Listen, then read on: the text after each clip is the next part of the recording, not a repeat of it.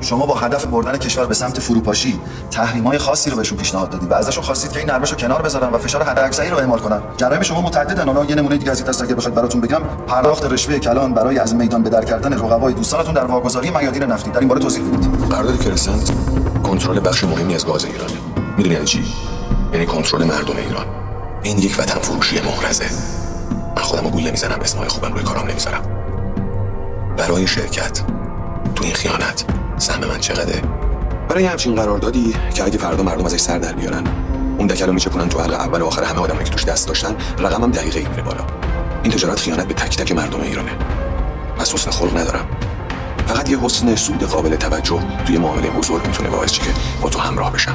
بنده اونجا مکرر گفتم که چه کسایی خیانت کردن و بعد هم در مقابل خود آقای روحانی در مجلس من این عرض رو داشتم، این بیان رو داشتم. خود آقای در حقیقت خدمت شما عرض کنم وزیر نفت هم اونجا نشسته بود از این نفت پیشنهادی و گفتم که اگر این اتفاق بیفته ما شکست می‌خوریم تو این پرونده. در مرز پیروزی بودیم. آقای روحانی گفت من 2 ماه نمیتونم تحمل کنم. آقای زنگیری گفت من 2 هفته حلش میکنم. 2 هفته حلش میکنم.